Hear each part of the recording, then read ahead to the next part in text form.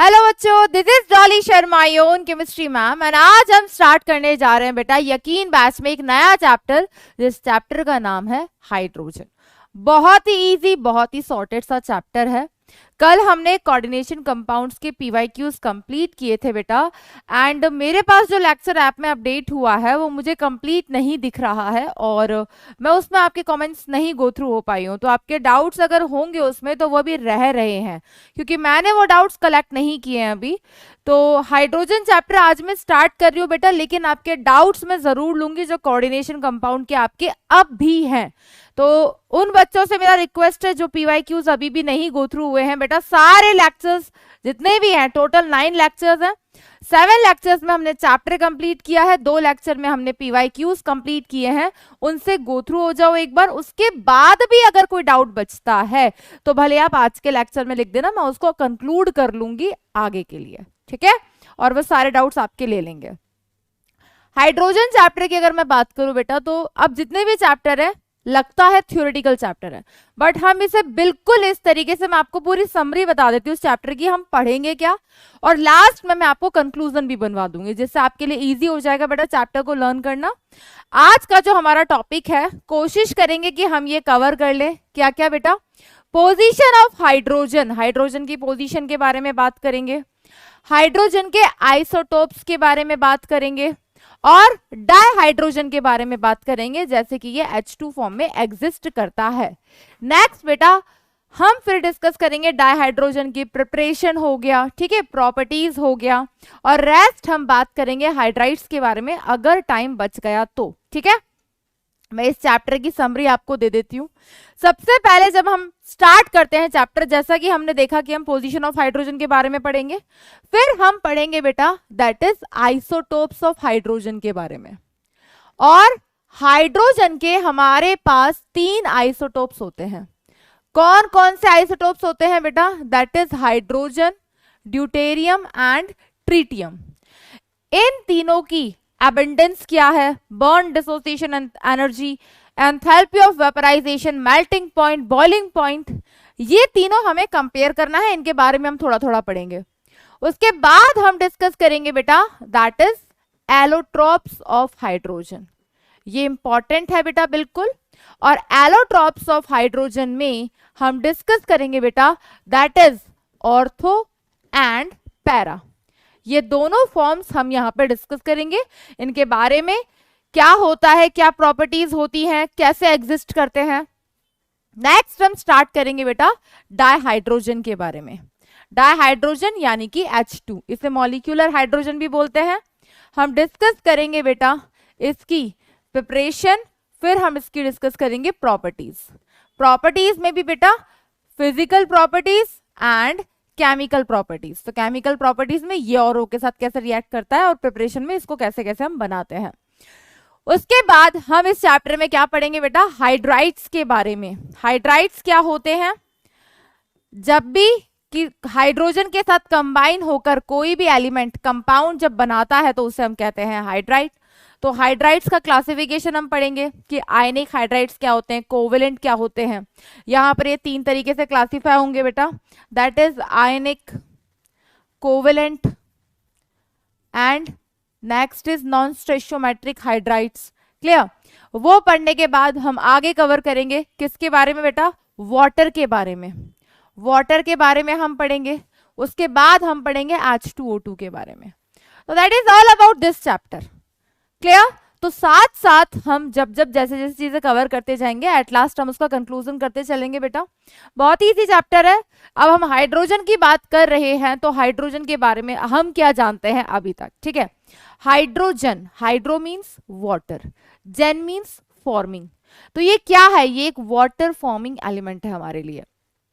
Hydrogen की abundance क्या है, ये नेचर में कितना एग्जिस्ट करता है और इसकी क्या इंपॉर्टेंस है। तो ये लाइटेस्ट एलिमेंट था पहला जिसे यूज किया गया था।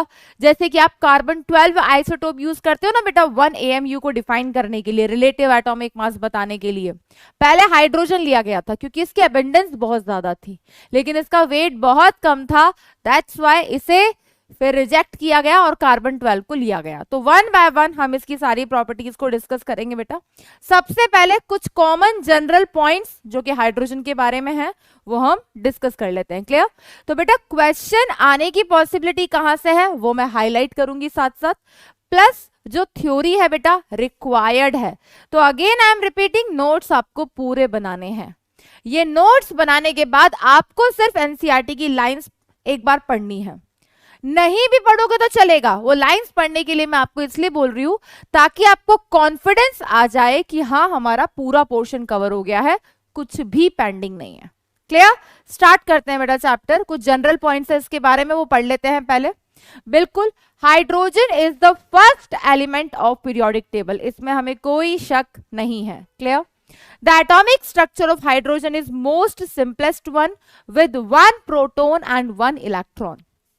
हाइड्रोजन जो है बेटा इसे कैसे रिप्रेजेंट किया जाता है? नीचे भी 1 लिखा हुआ होता है, ऊपर भी 1 लिखा हुआ होता है।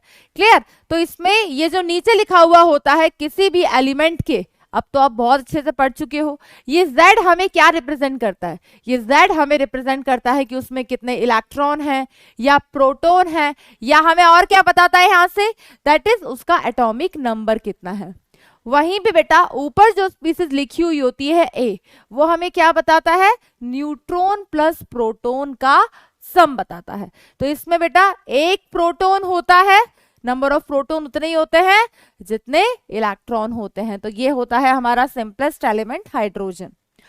Hydrogen occurs in its atomic form only at very high temperature. आप जनरली कभी भी हाइड्रोजन को देखोगे ना, हम कभी भी H2 को डाई हाइड्रोजन प्रोनाउंस करते हुए नहीं देखोगे। आप हाइड्रोजन को हमेशा H2 फॉर्म में ही देखते हो क्योंकि वो उसकी एलिमेंटल स्टेट है, यानी कि रूम टेम्परेचर पे वो उस फॉर्म में एग्जिस्ट करता है। और बहुत हाई टेम्परेचर देने पर ही, बहुत हाई टेम्परेचर देने पर ही वो एटॉमिक हाइड्रोजन में कन्वर्ट होता है। और ये जो एटॉमिक हाइड्रोजन होता है ये लीस्ट स्टेबल होता है, इसकी स्टेबिलिटी बहुत कम होती है। ये जल्दी से H के साथ कंबाइन होकर H2 का फॉर्मेशन कर लेता है।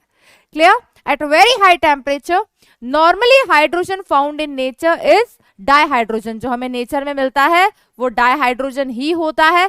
That is its elemental form, it exist as a diatomic molecule. तो हाइड्रोजन जो है जिसको हम H2 भी बोलते हैं, क्यों बोलते हैं? क्योंकि इसकी एलिमेंटल स्टेट यानी कि रूम टेम्परेचर पे जिस फॉर्म में ये एग्जिस्ट करता है, जिसको बनाने के लिए ना कोई हीट देनी पड़ती ना कोई हीट रिलीज होती, वो इसकी H2 फॉर्म है। Clear? It is the element which forms the highest number of compound. ये वो एलिमेंट है बेटा, जितने भी हमारे पास एलिमेंट्स है पीरियोडिक टेबल में उनमें से ये एक एलिमेंट है जो मैक्सिमम नंबर ऑफ कंपाउंड्स को बनाता है। तो वो आप इन जनरल देख भी सकते हो कि हाँ ये सभी के साथ कंपाउंड बनाता है। ये एस ब्लॉक एलिमेंट के साथ भी बना रहा है, पी ब्लॉक एलिमेंट के साथ भी बना रहा है, डी ब्लॉक एलिमेंट के साथ भी बना रहा है।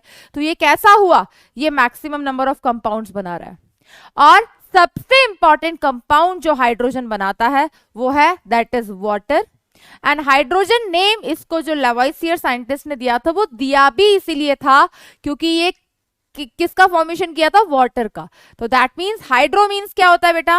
दैट इज ग्रीक लेटर में बेटा हाइड्रो का मतलब बिल्कुल वाटर, एंड जीन मीन्स क्या होता है? फॉर्मिंग। इसीलिए हम इसे क्या बोलते हैं बेटा? हाइड्रोजन बोलते हैं। अब क्वेश्चन अरेज होगा, मैम यहां से क्वेश्चन आएगा? कभी भी नहीं आएगा। ठीक है, तो ये एक जनरल पॉइंट्स है जो हमें पता होने चाहिए है, और ये हमें पता है बट हम गो थ्रू क्यों हो रहे हैं? इंपॉर्टेंट है बेटा, क्योंकि मैं आपको एक ही चीज बोलती हूँ कि मैं 0 से शुरू करूंगी और बिल्कुल नीट के लेवल तक आपको लेके जाऊंगी। तो जिसको ये भी नहीं पता उसको वो भी पता होना चाहिए। क्लियर? नेक्स्ट हम बात करते हैं बेटा position of hydrogen in periodic table. Take a pause. अब यहां पर आपसे मेरा क्वेश्चन है कि बताओ हाइड्रोजन की क्या पोजीशन है पीरियोडिक टेबल में? तो आप जो पीरियोडिक टेबल देखते हो आप बोलोगे मैम पीरियड नंबर 1 और ग्रुप नंबर 1। नहीं बेटा, आज तक कहीं पे भी हाइड्रोजन की पोजीशन डिक्लेयर नहीं है कि वो उसकी करेक्ट पोजीशन है। इसकी पोजीशन आज तक फिक्स नहीं की जा सकी है। क्यों इसकी पोजीशन आज तक फिक्स नहीं हुई है? क्योंकि बेटा पीरियोडिक टेबल जब बनी थी, मेंडलीव मॉडर्न पीरियोडिक टेबल जब आई थी, तो उसमें क्या रखा गया था कि उन एलिमेंट्स को सेम ग्रुप में रखा गया था जिनकी प्रॉपर्टीज सिमिलर है। लेकिन जब हम हाइड्रोजन की प्रॉपर्टीज को देखते हैं तो ये जो हमारा हाइड्रोजन एलिमेंट है, छोटा सा प्यारा सा, ये हाइड्रोजन बेटा दो एलिमेंट्स की तरह सिमिलर प्रॉपर्टी भी शो कर रहा था और उनके साथ डिफरेंसेस भी शो कर रहा था। यानी कि हम अगर ये भी सोचते चलो दोनों के साथ सिमिलर प्रॉपर्टी शो कर रहा है तो दोनों में से किसी भी एक में रख देते हैं, लेकिन ये सिमिलैरिटीज भी शो कर रहा था और डिससिमिलैरिटीज भी शो कर रहा था। किन किन के साथ बेटा? ये सिमिलैरिटीज और डिससिमिलैरिटीज ये शो कर रहा था अल्कली मेटल्स के साथ, जिन्हें हम क्या बोलते हैं, कहां प्रेजेंट है वो? ग्रुप नंबर 1 में प्रेजेंट है। और दूसरा किसके साथ सिमिलैरिटीज शो कर रहा था बेटा? हैलोजेंस के साथ। हैलोजेंस हमारा कौन से ग्रुप में प्रेजेंट होते हैं? 17 ग्रुप में प्रेजेंट होते हैं। तो हम वन बाय वन वो सारी प्रॉपर्टीज डिस्कस करने वाले हैं कि क्या सिमिलैरिटीज थी, क्या डिससिमिलैरिटीज थी। लेकिन दैट इज द रीजन कि आज तक इस हाइड्रोजन की पोजीशन फिक्स नहीं है। आप कभी भी नहीं देखोगे ये लिखा हुआ कि हाइड्रोजन ग्रुप 1 में होता है, पीरियड 1 में होता है। नहीं बेटा, इसकी पोजीशन आज तक फिक्स नहीं है। क्यों नहीं है? बताया मैंने कि ये इन दो ग्रुप्स के मेंबर्स के साथ सिमिलैरिटीज यानी कि सिमिलर प्रॉपर्टी भी शो कर रहा है और डिफरेंसेस भी शो कर रहा है। बात करते हैं वन बाय वन कि अल्कली मेटल्स के साथ इसकी क्या रिजेंबलेंस थी। अब अल्कली मेटल्स क्या होते हैं, जल्दी बताओ यार। अगर मैं बात करूं अल्कली मेटल्स की तो हम पीरियोडिक टेबल पढ़ चुके हैं। अगला चैप्टर हमारा यही है कि हम बात करने वाले हैं किसके बारे में बेटा? S block elements, that is alkali and अल्कलाइल अर्थ मेटल्स। ये जो हमारे पास ग्रुप 1 के एलिमेंट्स होते हैं क्या होते हैं बेटा? That is lithium, sodium, potassium, rubidium, caesium, francium. अगर मैं इन एलिमेंट्स की बात करूं तो इनका वैलेंस इलेक्ट्रॉन कितना होता है बेटा? इनका वैलेंस इलेक्ट्रॉन होता है हमारे पास दैट इज 1, यानी कि इनके आउटर मोस्ट शेल में एक इलेक्ट्रॉन प्रेजेंट होता है।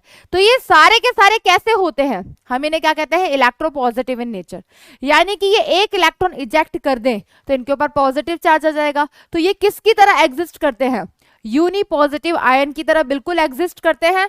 Same as it is hydrogen भी एग्जिस्ट कर सकता है। तो पहली रिजेंबलेंस क्या हो गई बेटा?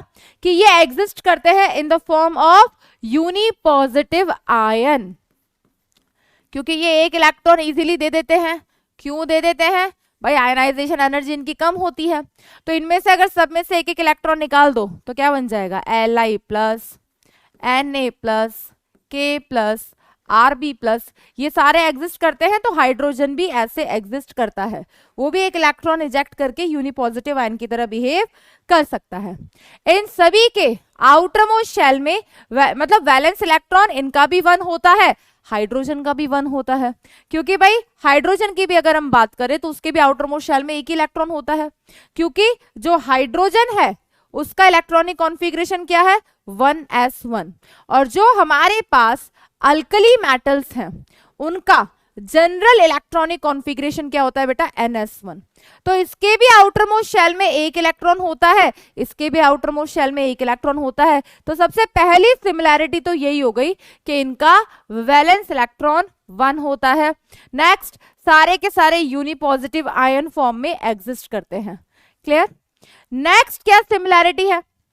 नेक्स्ट की अगर हम बात करें तो ये stable oxide, sulphide and halides का फॉर्मेशन करता है।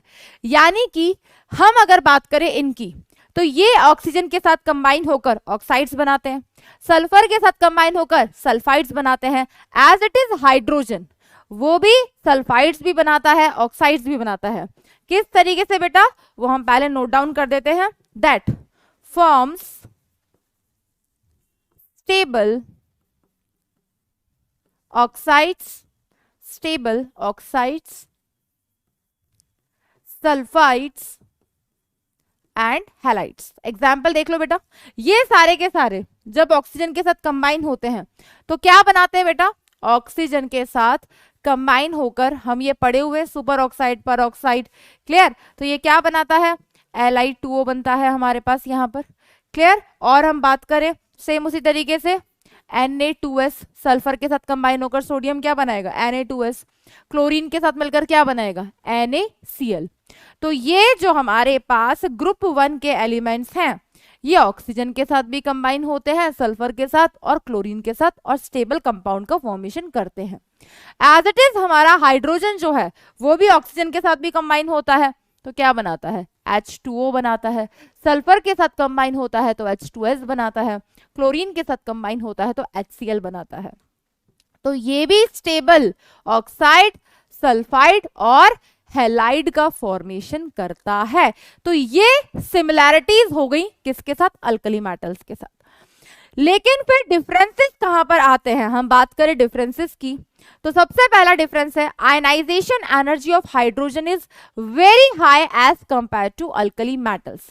ये जो हमारा हाइड्रोजन होता है, हाइड्रोजन का इलेक्ट्रॉनिक कॉन्फ़िगरेशन क्या होता है भाई, ये हाइड्रोजन है और ये अगर इसकी आउटर मोस्ट शेल है तो इसमें एक इलेक्ट्रॉन प्रेजेंट है। क्लियर, ये हमारा हाइड्रोजन है, इसका इलेक्ट्रॉनिक कॉन्फ़िगरेशन 1s1 है। इसकी आयनाइजेशन एनर्जी बहुत ज्यादा इसलिए होती है क्योंकि इसका ये जो इलेक्ट्रॉन होता है ये न्यूक्लियस के क्लोज होता है, इसका साइज बहुत छोटा है, ये बहुत ही क्लोज होता है न्यूक्लियस के, तो इसके लिए इस इलेक्ट्रॉन को अगर निकालना है तो बहुत ज्यादा एनर्जी देनी पड़ती है।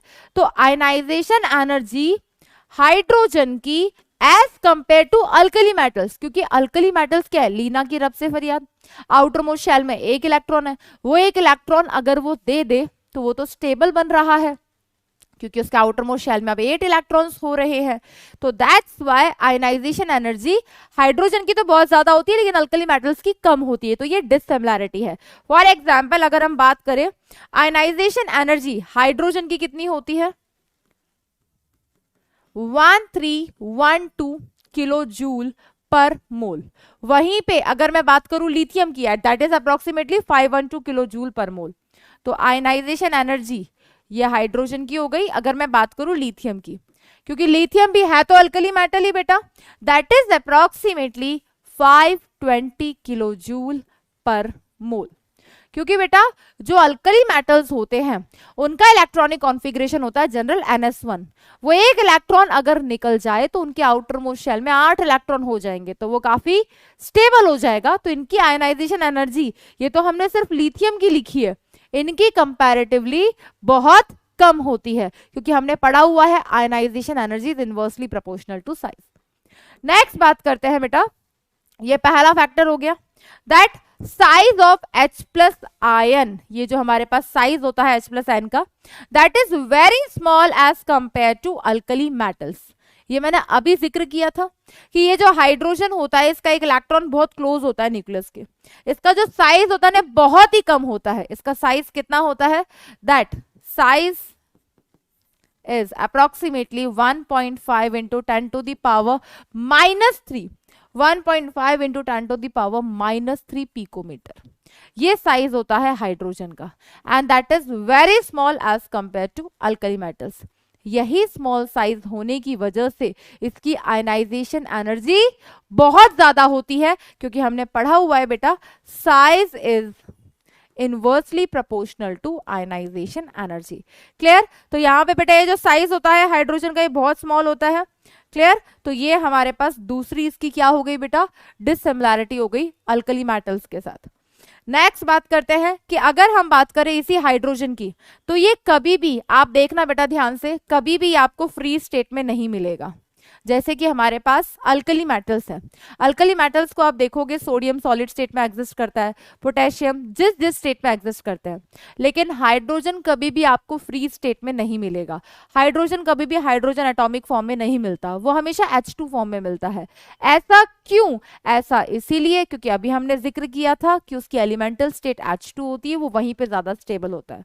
तो hydrogen never exist in free state, it never exist in free state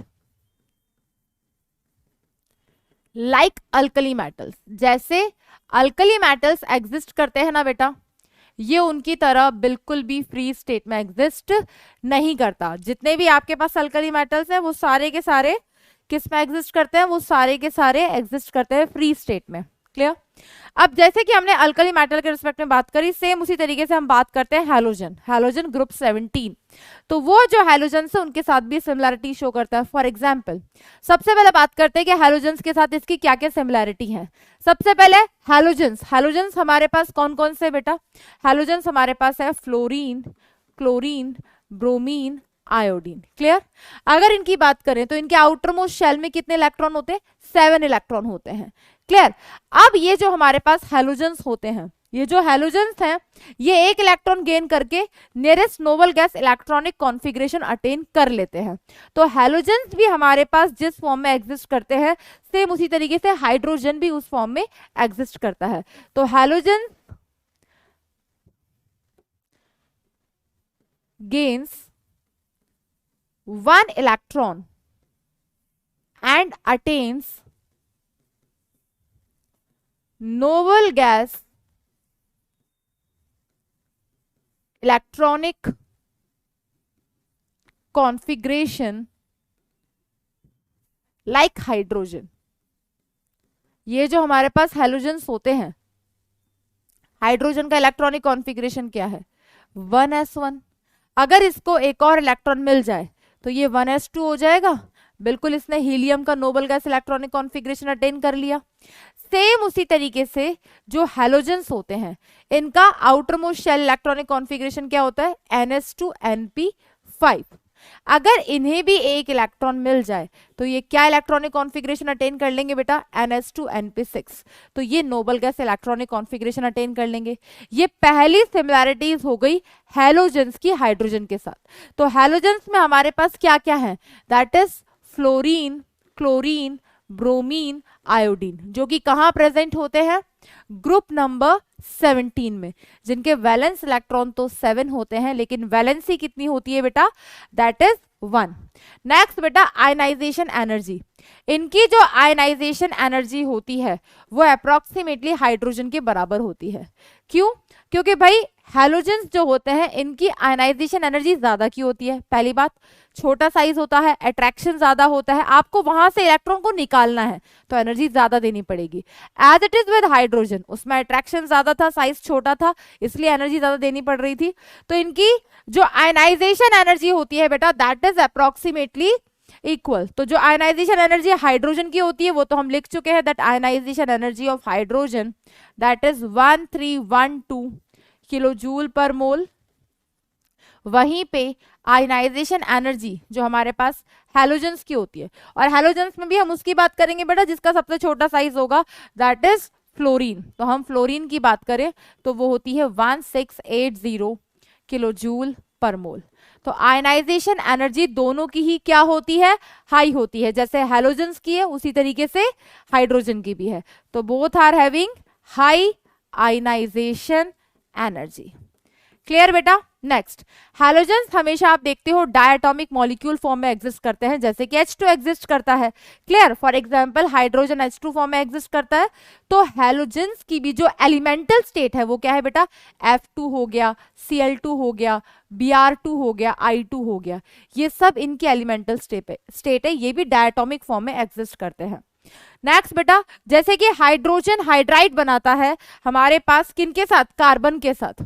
तो कार्बन के साथ भी कंबाइन होकर इसने CH4 का फॉर्मेशन किया। एज इट इज जो हैलोजन्स होते हैं वो भी हैलाइड्स का फॉर्मेशन करते हैं विद कार्बन। यानी कि ये सिमिलैरिटीज हो गई कि एक ने CH4 बनाया, ये हाइड्राइड बनाया कार्बन के साथ, तो हैलोजन ने हैलाइड बनाया कार्बन के साथ, यानी कि दोनों ही उसके साथ कंपाउंड्स का फॉर्मेशन कर रहे हैं। तो ये सारे सिमिलर प्रॉपर्टीज थी बेटा। डिसिमिलैरिटी क्या है कि हाइड्रोजन जो है एक्सक्यूज मी बच्चों,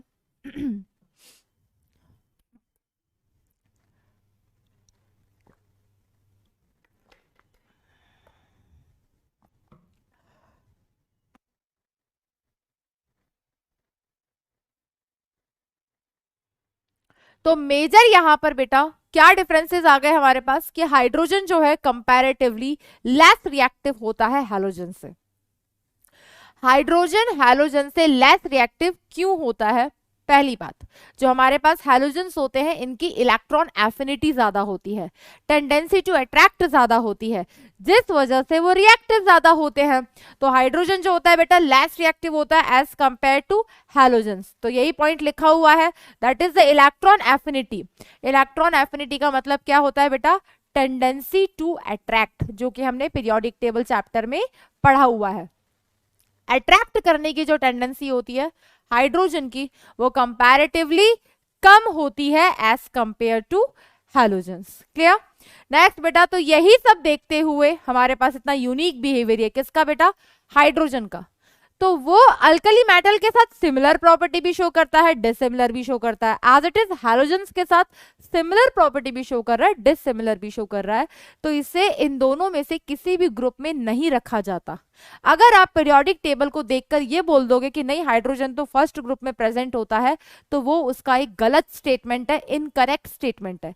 तो ये ध्यान रखना, हाइड्रोजन की पोजीशन अभी तक पीरियोडिक टेबल में फिक्स नहीं है, तो उसको सेपरेट ही रखा जाता है पीरियोडिक टेबल के अंदर। क्लियर? नेक्स्ट हम बात करते हैं, कुछ पॉइंट्स हैं वो डिस्कस कर लेते हैं, क्योंकि ऐसे ही हमें चीजें लर्न होंगी। क्लियर? तो मैंने थ्योरेटिकल पोर्शन में क्वेश्चन रखे हुए हैं, आपको यहाँ पर पॉज करके आपके दिमाग में स्ट्राइक करना चाहिए। और ऑप्शंस मैंने नहीं दिए हैं। ऑप्शंस क्यों नहीं दिए? क्योंकि अभी तो पढ़कर आए हैं, तो आप आंसरेबल होने चाहिए बेटा इन थ्योरेटिकल क्वेश्चंस के। सिंपल से क्वेश्चंस है। हाउ हाइड्रोजन, ये मैक्सिमम क्वेश्चंस मैंने एनसीईआरटी की लाइन से उठाए हैं। क्लियर?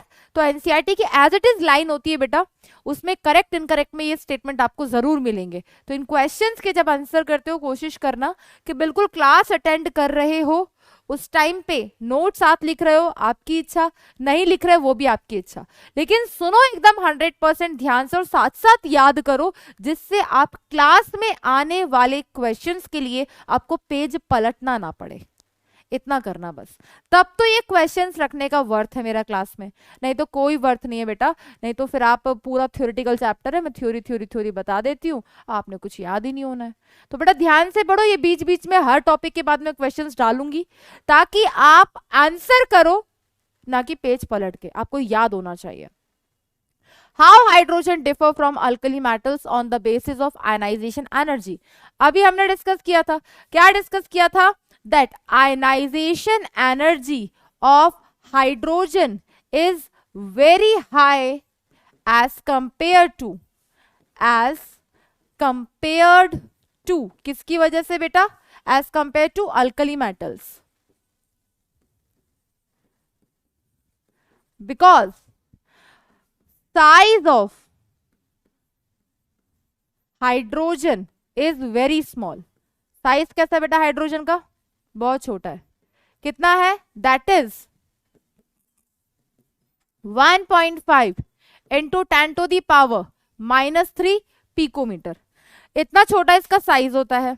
साइज छोटा होने की वजह से क्या होता है? साइज छोटा होने की वजह से आउटर मोस्ट इलेक्ट्रॉन जो है हाइड्रोजन का, वो टाइटली बॉन्डेड होता है न्यूक्लियस के साथ। उस इलेक्ट्रॉन को बाहर निकालने के लिए आयनाइजेशन एनर्जी बहुत ज्यादा देनी पड़ती है। तो आयनाइजेशन एनर्जी जो होती है हाइड्रोजन की, वो कितनी होती है? 1312 किलो जूल पर मोल। वहीं पे फर्स्ट एलिमेंट ही हमने ले लिया ionization energy of lithium, that is approximately 520 kilo joule per mole. Clear है बेटा? अब इसमें इस स्टेटमेंट को किसी भी तरीके से पूछे, हम आंसरेबल होने चाहिए। हमने ये अभी पढ़ा रिसेंटली, और ये अब आपको याद हो जाना चाहिए क्या साइज था हाइड्रोजन एटम का। नेक्स्ट क्वेश्चन आपकी स्क्रीन पर ये रहा, on the basis of electronic configuration how hydrogen resembles alkali metals. उनके इलेक्ट्रॉनिक कॉन्फ़िगरेशन से कैसे हाइड्रोजन सिमिलरिटी रखता है? अभी तो हमने पढ़ा था हाइड्रोजन का जो इलेक्ट्रॉनिक कॉन्फ़िगरेशन होता है, जो हाइड्रोजन का इलेक्ट्रॉनिक कॉन्फ़िगरेशन होता है वो होता है 1s1, क्योंकि इसका एटॉमिक नंबर 1 होता है, तो इलेक्ट्रॉनिक कॉन्फ़िगरेशन 1s1 होगा। और जो हमारे पास अल्कली मेटल्स होते हैं, अल्कली मेटल्स जो होते हैं, इनका जो जनरल इलेक्ट्रॉनिक कॉन्फ़िगरेशन होता है वो हमारे पास क्या होता है बेटा? That is NS1। यानी कि N यहां पर क्या रिप्रेजेंट करता है बेटा? ये तो हमने पढ़ा हुआ है। N रिप्रेजेंट करता है पीरियड नंबर को, शेल नंबर को, प्रिंसिपल क्वांटम नंबर को, तो ns1 इनका जनरल इलेक्ट्रॉनिक कॉन्फ़िगरेशन सिमिलर है, तो ये रिजेंबल करता है अल्कली मेटल्स के साथ। इसके आउटर मोस्ट शेल में एक इलेक्ट्रॉन, इसके आउटर मोस्ट शेल में एक इलेक्ट्रॉन, यानी कि दोनों के वैलेंस इलेक्ट्रॉन सेम, दोनों की वैलेंसी सेम, और वैलेंसी सेम तो कंबाइन करने का तरीका भी सेम। क्लियर? नेक्स्ट देखते हैं बेटा, अब बात करते हैं आइसोटोप्स ऑफ हाइड्रोजन। सबसे पहली बात, जनरल पॉइंट्स जो आपको लिखे हुए मिलेंगे, क्या होते हैं बेटा isotopes? Species having same atomic number but different mass number. For example, आपने बहुत सारे पढ़े हुए, कार्बन के 3 आइसोटोप्स आपने पढ़े हुए that having same atomic number different mass number, carbon 12, carbon 13, carbon 14। Clear? As it is बेटा हाइड्रोजन के 3 आइसोटोप्स हैं, हाइड्रोजन, ड्यूटेरियम, ट्रिटियम। क्लियर? तीनों का एटॉमिक नंबर सेम है, तीनों का मास नंबर डिफरेंट है, अबंडेंस सबसे ज्यादा हाइड्रोजन की होती है, ट्रिटियम रेडियो एक्टिव है, उसकी हाफ लाइफ बहुत कम है, दैट इज 12.33 इयर्स। क्लियर? तो अब हम पढ़ने वाले हैं बेटा isotopes of hydrogen. General points हम क्लियर कर चुके हैं कि इसकी पोजीशन आज तक फिक्स नहीं हुई है। क्लियर?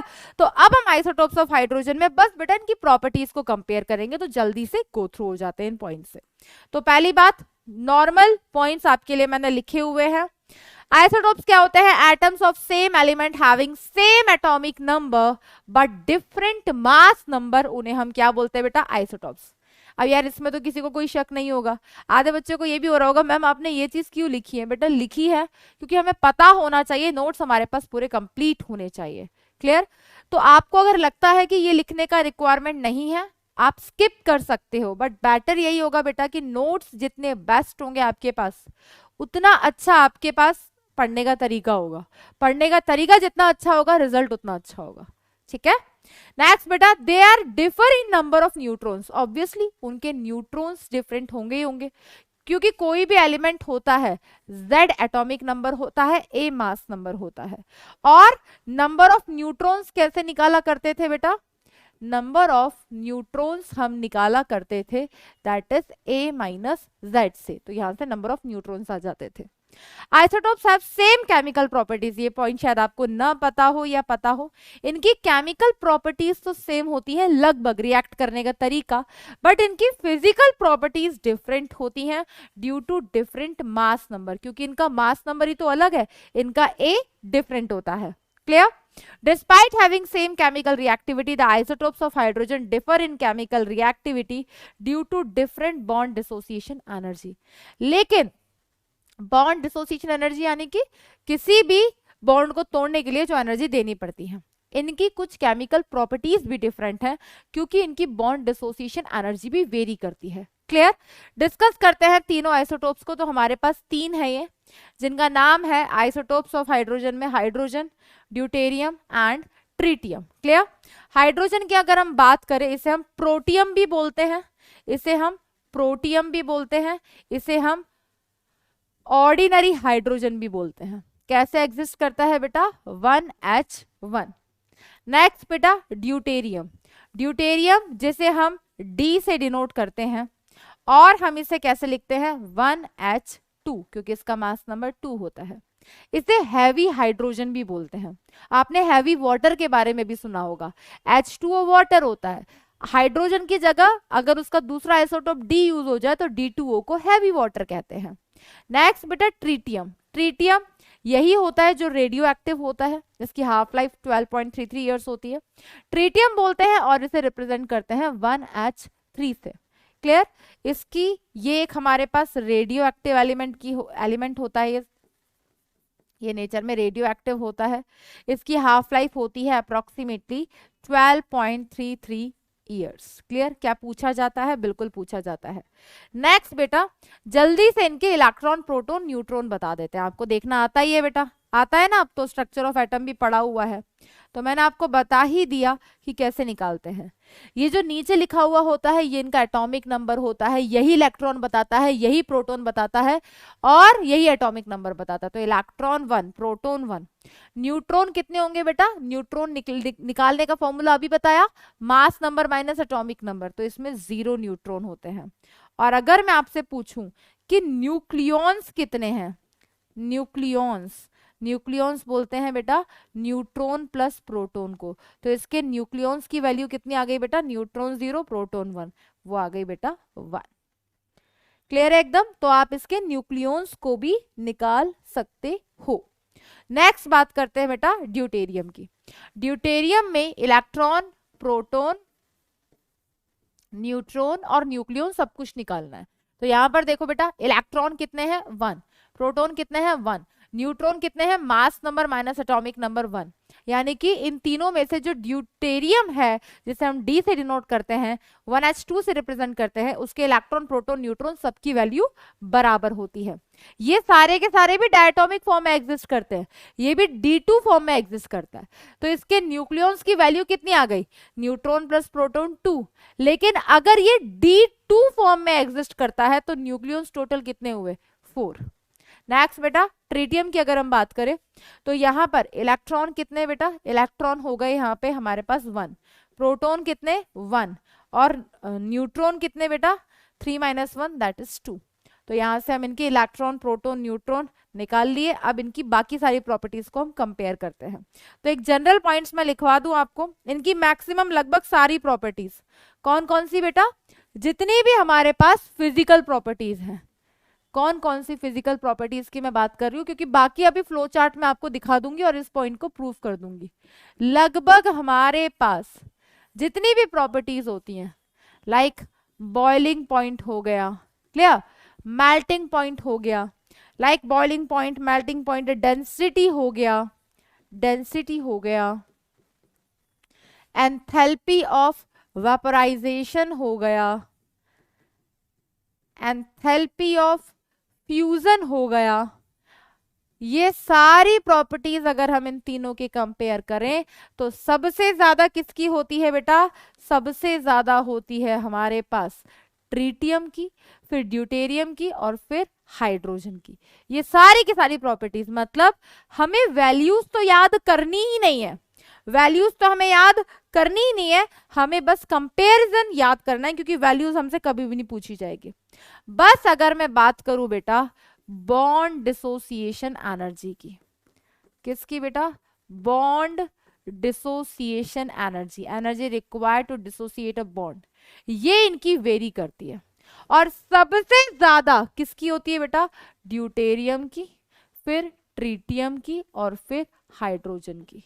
बस इसी यही एक प्रॉपर्टी है बेटा जो वेरी करती है, बाकी सब कुछ इन सबका लगभग बराबर होता है। ये भी सारे डायटोमिक फॉर्म में एग्जिस्ट करते हैं, तो इंटर न्यूक्लियर डिस्टेंस भी तीनों का लगभग बराबर होता है। तो ये वो की पॉइंट्स है बेटा जो आपको ध्यान रखने हैं। अभी मैं आपको सारी प्रॉपर्टीज ना कंपेयर करवा देती हूँ तो आपको एकदम क्लियर हो जाएगा। ध्यान से देखो बेटा इस फ्लो चार्ट को, ध्यान से देखो एक बार।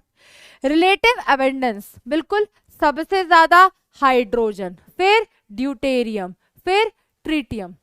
ट्रिटियम की तो अबेंडेंस इतनी कम होती है 1/10⁻18 एटम्स।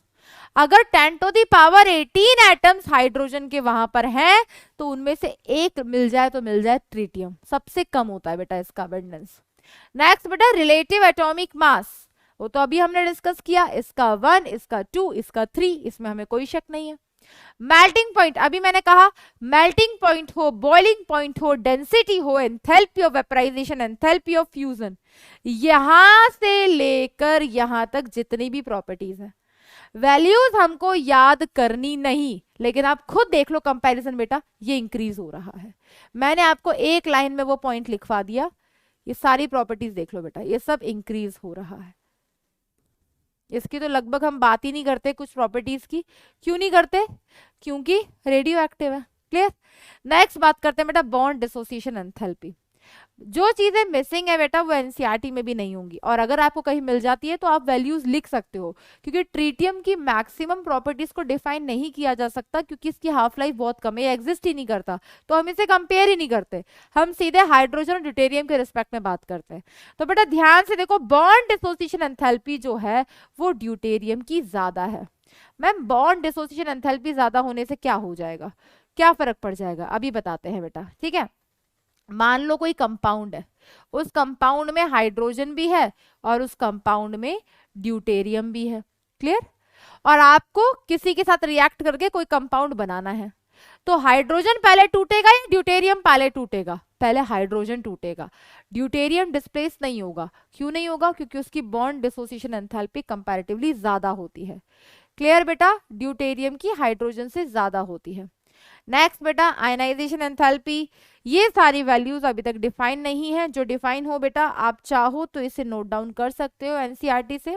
ये फ्लो चार्ट सिर्फ और सिर्फ ये दिखाने के लिए था कि लगभग सारी प्रॉपर्टीज इंक्रीजिंग है, आपको वैल्यूज को रटना नहीं है।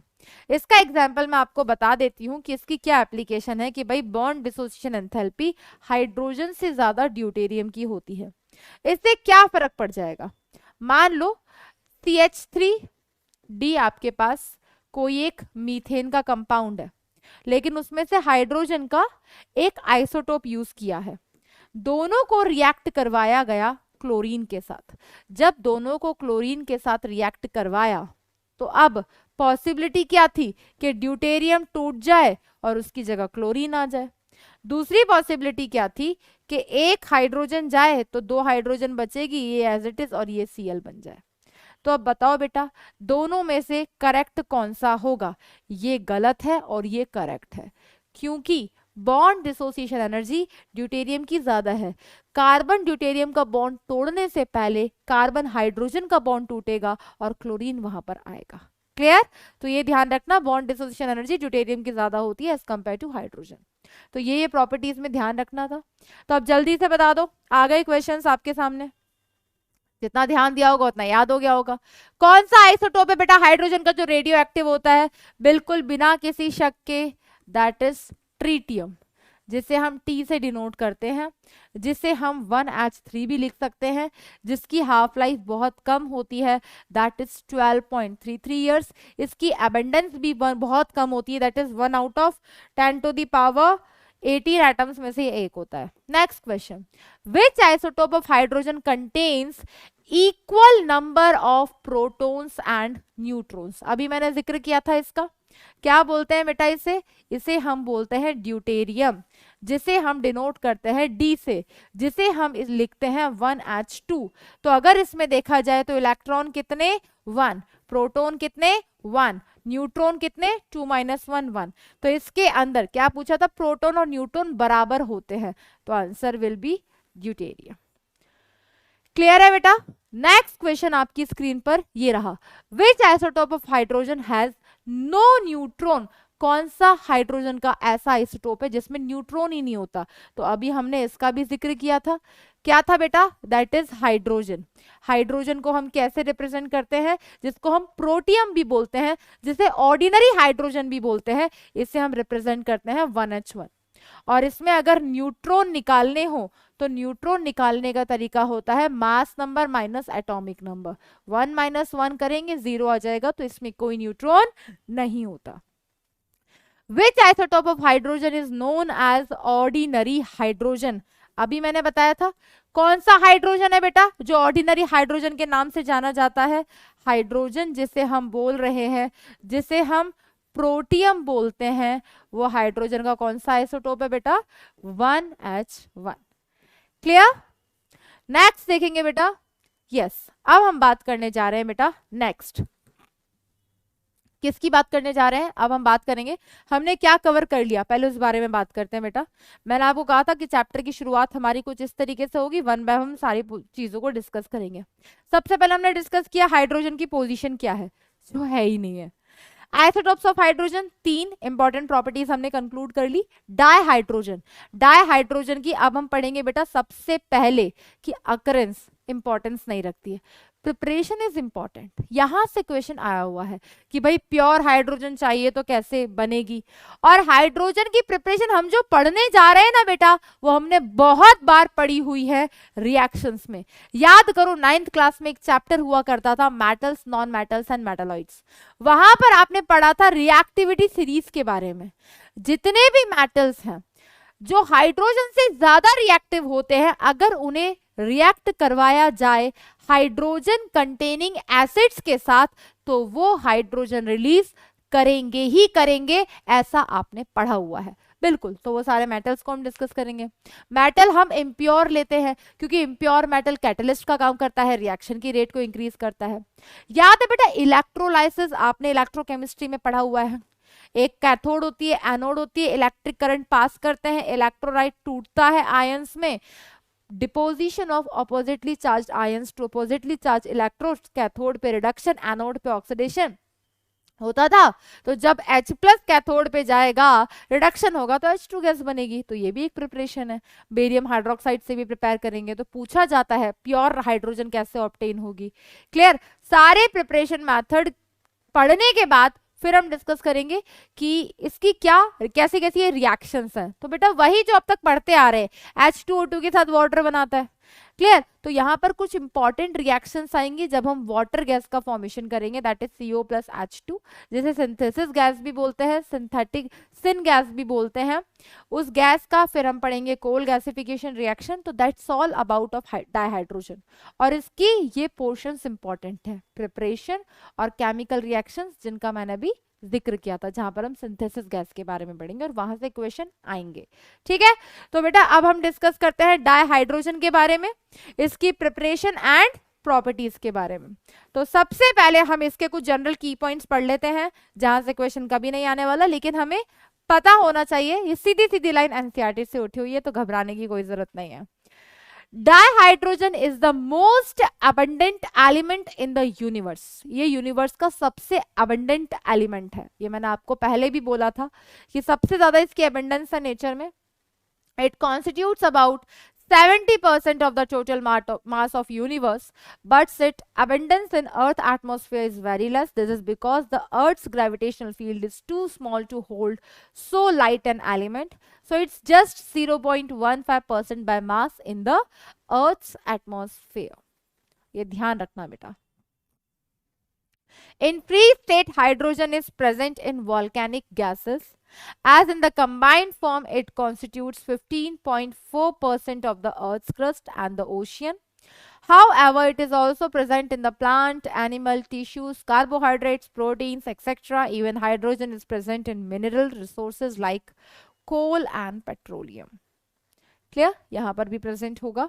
Hydrogen is the principal element in the solar atmosphere. It is present in the outer atmosphere of sun and other stars of the universe like Jupiter and Saturn. यहाँ से question कभी नहीं आने वाला, बट ये जनरल पॉइंट्स से बेटा hydrogen के बारे में। हाइड्रोजन डाइहाइड्रोजन जो H2 फॉर्म में एग्जिस्ट करता है, ये फिर भी थोड़ा बहुत अर्थ क्रस्ट के अंदर है, बाकी इतना लाइटेस्ट होता है कि due to lack of gravitational field ये एग्जिस्ट ही नहीं करता। अब हम बात करते हैं बेटा इनकी प्रिपरेशन की। तो जैसा कि मैंने अभी आपसे जिक्र किया था कि हम वन बाय वन सबकी प्रिपरेशन को डिस्कस करेंगे। तो सबसे पहली प्रिपरेशन जो हम डिस्कस करने जा रहे हैं वो किसकी है बेटा, दैट इज हाइड्रोजन की। अब हाइड्रोजन को भी बहुत सारे तरीके से बनाया जाता है। पहली प्रिपरेशन की, इसको लैब में कैसे बनाते हैं। ठीक है, तो हमारे पास कुछ मेटल्स होते हैं, जनरली इन शॉर्ट अगर बोलूं एम्फोटेरिक मेटल्स। वो मेटल्स जब एसिड के साथ रिएक्ट करते हैं जिनमें हाइड्रोजन प्रेजेंट हो, वो रिएक्ट करके डिस्प्लेसमेंट रिएक्शन होती है, हाइड्रोजन गैस देते हैं। वहीं पे बेटा बस ये ध्यान रखना कि एसिड जो हम यूज करते हैं वो हम डाइल्यूट यूज करते हैं, हम कॉन्सेंट्रेटेड एसिड यूज नहीं करते। क्यों? क्योंकि अगर हम कॉन्सेंट्रेटेड एसिड यूज करेंगे तो वहां पर SO2 गैस निकलेगी as compare to hydrogen gas. Clear, तो ये पॉइंट जो इंपॉर्टेंट है वो मैं मेंशन करती जाऊंगी साथ साथ। सबसे पहली बात, in laboratory dihydrogen prepared by the reaction of granulated zinc with dilute, important point is dilute hydrochloric acid और डाइल्यूट सल्फ्यूरिक एसिड। इनमें से हम किसी के भी साथ इसको रिएक्ट करवा सकते हैं। तो हमने सबसे पहले इसकी रिएक्शन किसके साथ करा दी, जिंक की रिएक्शन हमने करा दी H2SO4 के साथ। जिंक की रिएक्शन हमने H2SO4 के साथ कराई, तो यहां से क्या बन जाएगा बेटा, यहां से फॉर्मेशन हो जाएगा ZnSO4 प्लस H2 का। तो हमें क्या चाहिए था भाई, हमें प्रिपरेशन करानी है हाइड्रोजन की, और ये यहां से बन गया हाइड्रोजन एज इट इज बेटा। सेकंड हमने क्या लिखा, zinc reacts with aqueous alkali. जब हम इसे किसी बेस के साथ रिएक्ट कराते हैं, फॉर एग्जांपल हमने जिंक को रिएक्ट कराया बेस के साथ NaOH के साथ, तो यहां से फॉर्मेशन हो जाएगा स्टैनेट कंपाउंड का। स्टैनेट तो होगा जब जिंक टिन होगा, यहां से फॉर्मेशन हो जाएगा बेटा सोडियम जिंकेट का। कैसे? यहां से हाइड्रोजन गैस तो निकलेगी ही निकलेगी, साथ के साथ Na2ZnO2, यहां से इस कंपाउंड का फॉर्मेशन होगा, दैट इज Na2ZnO2। ये हमें मिल गई यहां से हाइड्रोजन गैस, इसे हम क्या बोलते हैं? That is sodium zincate.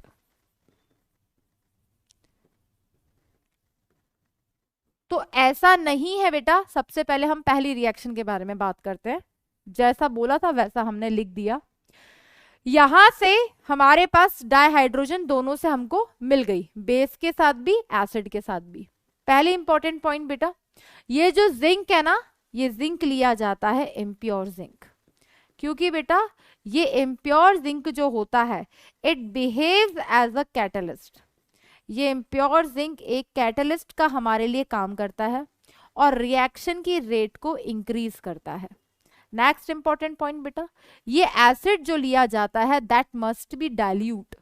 अगर आपने कॉन्सेंट्रेटेड एसिड ले लिया तो यहां से H2 की जगह SO2 गैस निकलेगी, which is also harmful. Clear? तो ये 2 पॉइंट आपको ध्यान रखने हैं, वो मैं आपको लिखवा भी दूंगी साथ साथ कि लैबोरेटरी में इसको कैसे प्रिपेयर किया जाता है। सिंपल, जिंक की रिएक्शन हमने करा दी किसके साथ? डाइल्यूट H2SO4 के साथ, तो वहां से हाइड्रोजन गैस निकलेगी बेस के साथ। अब ये जो हमने जिंक लिया ना, जिंक की जगह और कुछ भी ले सकते हैं। क्या क्या ले सकते हैं? फॉर एग्जाम्पल मैं आपको बता देती हूँ, हम जिंक की जगह ले सकते हैं स्टैनेट भी ले सकते हैं, यानी कि टिन भी ले सकते हैं, एल्यूमिनियम भी ले सकते हैं। अगर इन एलिमेंट्स की रिएक्शन हम कराते हैं किसके साथ? बेस के साथ। वो बेस हमने ले लिया NaOH, तो यहां से किसका फॉर्मेशन होगा? जैसे कि जिंक ने क्या बनाया था? Na2ZnO2, उसी तरीके से ये क्या बना देगा? Na2SnO2, that is sodium stannate. Aluminium क्या बना देगा? NaAlO2, यहां से क्या बन जाएगा? NaAlO2, that is sodium Meta aluminate. ये क्या है? सोडियम स्टैनेट। ये क्या है? Sodium zincate. तो ऐसे और कौन से एलिमेंट्स हैं जो सारे के सारे इस बेस के साथ रिएक्ट करके हाइड्रोजन गैस का फॉर्मेशन करेंगे, वो मैं आपको लिखवा देती हूँ। क्लियर? तो all amphoteric metal, all amphoteric metals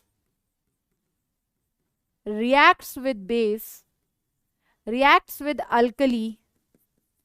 किसके साथ? बेस के साथ रिएक्ट करेगा बेटा और फॉर्मेशन करेगा हाइड्रोजन गैस का। Reacts with base to form H2। तो बेटा अब यहाँ पे हमने अपना वर्क बचा लिया। कैसे? हमने यहाँ पर एक ही रिएक्शन लिखी है बेस के साथ, लेकिन इस जिंक की जगह और भी 7-8 मेटल्स हम लिख सकते हैं, कंपाउंड यही बनेगा। तो बता देते हैं वो कौन कौन से हैं। Clear? Zinc, aluminium, lead Punjabi song, Zain Ali Punjabi song, best song Punjabi best song. तो हमारे पास, मैं आपको इनके एब्रिविएशंस भी लिखती जाती हूं, that Jain Ali Punjabi best song, सब ऐश से गाया करो, सारे के सारे ऐश से गाया करो।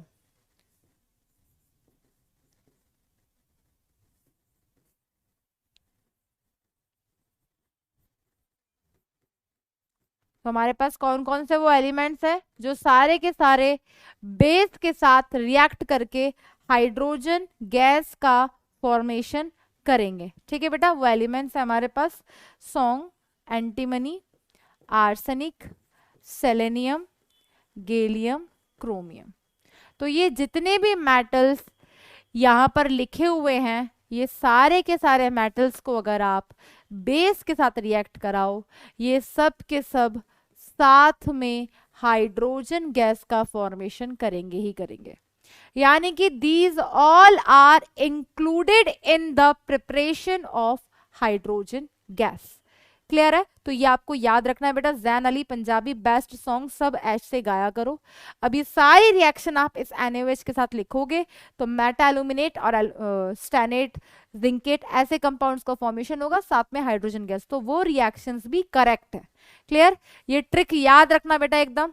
ये एक प्रिपरेशन थी, हमने एक रिएक्शन लिखी थी, लेकिन आप ऐसी 10 रिएक्शन और लिख सकते हो।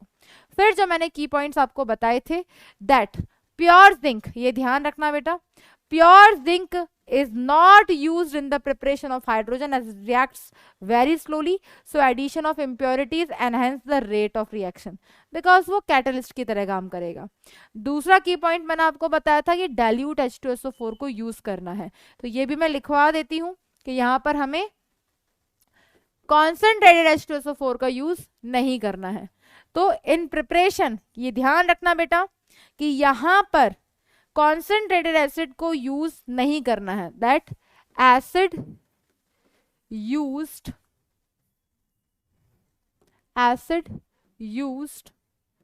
should be dilute because if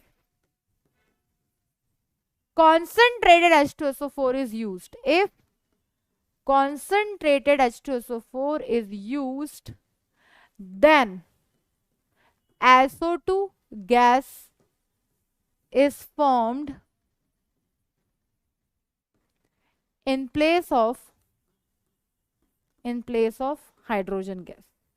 तो ये ध्यान रखना है बेटा, दो इंपॉर्टेंट पॉइंट, कि जब एसिड के साथ रिएक्ट करवाया जाए तो उस टाइम पे डाइल्यूट एसिड यूज करना है, कॉन्सेंट्रेटेड एसिड यूज नहीं करना है, और जिंक हमारा इम्प्योर होगा जब एसिड के साथ हमने रिएक्ट कराया। तो ये हमने डिस्कस की बेटा इसकी पहली प्रिपरेशन। नेक्स्ट प्रिपरेशन हम करने जा रहे हैं। नेक्स्ट प्रिपरेशन में मैंने इन तीनों को एक स्लाइड में रख लिया था क्योंकि मैं आपको यहाँ पे पूरा एक्सप्लेन कर दूंगी। क्या लिखा हुआ है बेटा? Electrolysis of water, electrolysis of aqueous barium hydroxide solution, electrolysis of brine solution. तो यहाँ पे एक बात का आपको ध्यान रखना है बेटा कि इलेक्ट्रोलाइसिस क्या होता है, मैं एक बार रिवाइज करवा देती हूँ, उसके बाद आपको ये तीनों पॉइंट एकदम क्लियर हो जाएंगे। यस बेटा, तो प्रिपरेशन की अगर हम बात करें सबसे पहले इलेक्ट्रोलाइसिस की, तो इलेक्ट्रोलाइसिस क्या होता था याद कर लेते हैं जल्दी से थोड़ा सा, ताकि तीनों पॉइंट्स एकदम क्लियर हो जाएंगे बेटा। क्लियर? तो इलेक्ट्रोलाइसिस आपने बिल्कुल इलेक्ट्रोकेमिस्ट्री में पढ़ा हुआ है, the deposition of oppositely charged ions. क्या पढ़ा हुआ है बेटा? द डिपोजिशन ऑफ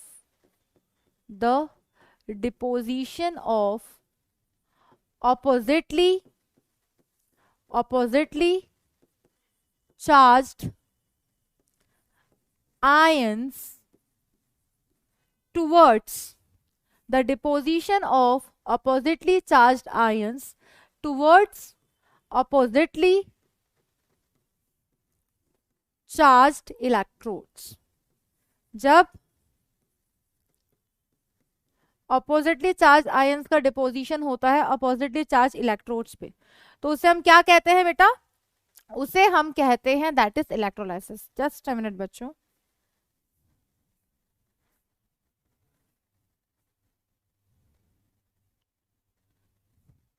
तो अब बात करते हैं बेटा इलेक्ट्रोलाइसिस क्या होता है। तो ये हमारे पास क्या होता था? इलेक्ट्रोलाइटिक सॉल्यूशन जिसमें हम प्रैक्टिकल परफॉर्म करते थे। इसके अंदर क्या प्रेजेंट होता था बेटा? एक मेटल रॉड होती थी जिसे हम क्या कहते थे? कैथोड। दूसरी मेटल रॉड होती थी जिसे हम कहते थे एनोड। दोनों आपस में कनेक्टेड होते थे। क्लियर? ये जो हमारे पास कैथोड होती थी, ये जो हमारे पास कैथोड होती थी, ये होती थी नेगेटिवली चार्ज्ड। याद है? ये जो हमारे पास एनोड होती थी, ये होती थी पॉजिटिवली चार्ज्ड। कैसी होती थी बेटा? Positively charged.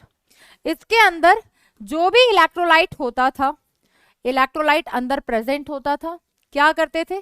करंट पास करते थे। करंट पास करने पर इलेक्ट्रोलाइट टूटता था।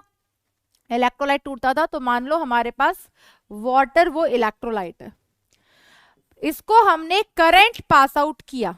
करंट पास आउट किया तो ये किस में टूट जाएगा? आयंस में टूट जाएगा। तो ये बनाएगा H+, ये बनाएगा OH-। क्या जिस पे पॉजिटिव चार्ज है हम उसे कैटायन कहते हैं? बिल्कुल। और जिस पे नेगेटिव चार्ज है उसे हम एनायन कहते हैं? बिल्कुल। तो बेटा ये इलेक्ट्रोलाइटिक सॉल्यूशन, ये आयंस यहां प्रेजेंट है, तो इनमें से कौन कैथोड के पास जाएगा और कौन एनोड के पास जाएगा? तो कैटायन खुद पॉजिटिवली चार्ज है, तो किसके पास जाएगा? कैथोड के पास जाएगा, इसमें तो कोई शक नहीं है। और एनायन किसके पास जाएगा बेटा? एनोड के पास जाएगा। तो क्या हुआ? कैथोड के पास कैटायन गया, एनोड के पास एनायन गया। और कैथोड को क्या डिफाइन करते थे? Cathode is the place where reduction takes place, जहां पर क्या होता है? रिडक्शन। और एनोड क्या होता था? जहां पर क्या होता था? ऑक्सीडेशन। याद है बेटा? अब रिडक्शन का मतलब क्या होता है? इलेक्ट्रॉन को गेन करना, गेन ऑफ इलेक्ट्रॉन। और ऑक्सीडेशन क्या होता था बेटा? Loss of electron. याद आ गया होगा? अब ये जो हमारे पास H+ आयन है, ये H+ आयन अगर इलेक्ट्रॉन गेन कर ले तो ये क्या बना देगा? 2 H+ आयन है, 2 इलेक्ट्रॉन गेन कर ले तो फॉर्मेशन करेगा हाइड्रोजन गैस का? करेगा नहीं करेगा? जल्दी से बता दो। याद आ गया बेटा? तो हो गई ना प्रिपरेशन ऑफ हाइड्रोजन। तो इलेक्ट्रोलाइसिस H2O का करवाओगे तब तो हाइड्रोजन बनेगा ही बनेगा, लेकिन याद करो और भी हमारे पास इलेक्ट्रोलाइट्स थे जिसमें हाइड्रोजन गैस का फॉर्मेशन हुआ था। For example brine solution, brine solution बोलते हैं एक्वस NaCl को। एक्वस NaCl जो हमारे पास होता है, एक्वस NaCl जो हमारे पास होता है, यानी कि कौन कौन से आयंस प्रेजेंट है वहां पर? Na+ प्रेजेंट है, H+ प्रेजेंट है, OH- प्रेजेंट है, Cl- प्रेजेंट है। ये हमारे पास क्या है? हमारे पास ये प्रेजेंट है कैटायंस और ये हमारे पास प्रेजेंट है एनायंस। क्लियर? और जब आपके पास 2 कैटायन है, 2 एनायन है, तो अब इस केस में कौन सा कैटायन कैथोड के पास जाएगा, ये कैसे डिसाइड होता था? तो याद करो, एक थ्योरी आपने पढ़ी थी, that is preferential discharge theory. याद आ रहा है बेटा? और क्या पढ़ा था इसमें कि if electrolytic solution contains more than 1 ion then that ion deposited to respective electrode, जिसका डिस्चार्ज पोटेंशियल कम होता था। याद है डिस्चार्ज पोटेंशियल? और डिस्चार्ज पोटेंशियल की वैल्यू कैटायंस के लिए हम देखते हैं इलेक्ट्रोकेमिकल सीरीज से, और एनायंस के लिए हमारे पास ऑर्डर होता था phosphate, sulphate, nitrate, OH-, fluorine, chlorine, bromine, iodine. जिसका डिस्चार्ज पोटेंशियल कम होता था वो पहले जाके डिपॉजिट हो जाता था। तो Na+ और H+ में से डिस्चार्ज पोटेंशियल हाइड्रोजन का कम होता है। लेके 12 सरदार का नाम मांगे अली महान जानकर, सोडियम और हाइड्रोजन में से जिसका लेस नेगेटिव SRP होगा वो उसका डिस्चार्ज पोटेंशियल कम होगा। तो हाइड्रोजन जाकर डिपॉजिट हुआ तो फिर से उसने फॉर्मेशन कर दिया हाइड्रोजन गैस का। अब आपको थोड़ा थोड़ा याद आ रहा होगा और ये थ्योरी अब टफ नहीं लगेगी जो आपकी नजरों के सामने लिखी हुई है। अब पढ़ो बेटा इन्हें ध्यान से। क्या लिखा हुआ है बेटा पहले केस में? By electrolysis of acidified water using platinum electrode, जो मेटल रॉड यूज किए ना जिसको हमने कैथोड एनोड बोला है, वो प्लैटिनम की बनी हुई है। तो हमने क्या बोला? Platinum electrode is used for the bulk preparation of hydrogen. जब हमें ज्यादा अमाउंट में चाहिए होता है तो हम इसका यूज करते हैं। तो इसके लिए हमने क्या किया है? सिंपल वाटर को हमने करंट पास किया। अब मैं डिटेल आपको लिखवा चुकी हूं, H+ मिला, OH- मिला, ये आपके सामने डिटेल है बेटा। क्लियर? तो यहां से H2 का फॉर्मेशन हुआ। नेक्स्ट बात करते हैं, ये रिएक्शन हो गई किसकी बेटा? कैथोड की। एज इट इज एनोड की भी होती थी, लेकिन हमें O2 गैस की प्रिपरेशन की बात ही नहीं करनी। नेक्स्ट प्रिपरेशन लिखा है बेटा, that is important also. Ma'am important क्यों है बेटा? आया हुआ है नीट में। क्लियर? तो ध्यान से देखना बेटा क्या लिखा हुआ है, कैसे बनाया जाता है इसको। कैसे बनाया जाता है बेटा? Barium hydroxide high purity is obtained. Hydrogen की जो हाई प्योरिटी हमें मिलता है, तो ये भी पूछा जाता है very pure hydrogen is observed bye obtained by which method? 99.95% से भी ज्यादा प्योर हमें यहाँ पर हाइड्रोजन मिलती है। Simple, by electrolysis of electrolysing, अब इलेक्ट्रोलाइज का मतलब आपको समझ आ चुका है, clear. Aqueous barium hydroxide between nickel electrode, यानी कि ये जो मेटल रॉड यूज की है ये निकल की बनी हुई है, और यूज क्या किया बेटा, इन्होंने यूज किया है, दैट इज इन्होंने इस बार क्या यूज किया, ये तो थर्ड प्रिपरेशन का हो गया, सेकेंड प्रिपरेशन इन्होंने यूज किया बेटा एक्वस बेरियम हाइड्रोक्साइड। अगर इन्होंने एक्वस बेरियम हाइड्रोक्साइड यूज किया है तो हमारे पास इलेक्ट्रोलाइटिक सॉल्यूशन के अंदर क्या क्या प्रेजेंट है, हमारे पास प्रेजेंट है Ba+2 आयन जब करंट पास आउट करेंगे, और एक्वस है यानी कि पानी तो है ही है H+ आयन, और एनाइंस में कौन प्रेजेंट है OH-, यहां से भी OH- मिलेगा। तो इसका तो फिक्स है कि एनोड के पास तो OH- एनायन ही जाएगा, लेकिन कैटायन में से कौन जाएगा, तो याद करो इलेक्ट्रोकेमिकल सीरीज, लेके 12 स्टैंड्स फॉर बेरियम, ये बेरियम ही तो है। सरदार का नाम मांगे अली मान जानकर फेंके सिटी कोई नीचे सुनो प्रभात है, हाइड्रोजन क्यों आ गया है, तो हाइड्रोजन और बेरियम में से इसका नेगेटिव एसआरपी बहुत ज्यादा है, यानी कि इसका डिस्चार्ज पोटेंशियल कम है, ये जाएगा कैथोड के पास। Cathode is the place where reduction takes place, ये इलेक्ट्रॉन गेन करेगा और ये इलेक्ट्रॉन गेन करके फॉर्मेशन करेगा हाइड्रोजन गैस का, सिंपल, क्लियर। तो यहां पर ये रिएक्शंस होती हैं, करंट पास आउट करते हैं, H2O2 बनता है। अगर आपको यहां ना समझ आए तो आप ये मैंने सेकंड वाली जो प्रिपरेशन यहाँ पे लिखवाई है इसे देख लेना, क्लियर। ये एक्सप्लेनेशन के लिए आप चाहो तो वहां पे लिख लेना। नेक्स्ट थर्ड प्रिपरेशन क्या लिखवाई है बेटा मैंने, इलेक्ट्रोलाइसिस ऑफ ब्राइन। बेटा ब्राइन बोलते हैं एक्वस NaCl को। अब ये जो एक्वस NaCl होता है यानी कि वहां पर H+ आयन भी प्रेजेंट है, वहां पर OH- आयन भी प्रेजेंट है, वहां पर Na+ भी प्रेजेंट है, वहां पर Cl- भी प्रेजेंट है, ये सारे आयन्स हैं। तो सेम प्रोसीजर, Na+ और H+ में से डिस्चार्ज पोटेंशियल H+ का कम होता है, तो वो कैटायन जाकर डिपॉजिट होगा कैथोड के पास। कैथोड बोले तो रिडक्शन, रिडक्शन बोले तो gain of electron, electron gain करके हाइड्रोजन गैस का फॉर्मेशन होगा। So these 3 are the commercial preparation of hydrogen, जो आपको कंसेप्चुअली एकदम क्लियर हो जाना चाहिए कि हमने यहां पर हाइड्रोजन को फॉर्म किया तो किया कैसे। सिंपल, एक्वस NaCl था हमारे पास, NaCl में करंट पास आउट हुआ होगा तो करंट पास करके हमें क्या मिला होगा, Na+Cl-। उसी तरीके से वाटर से करंट पास हुआ होगा तो मिला था H+OH-।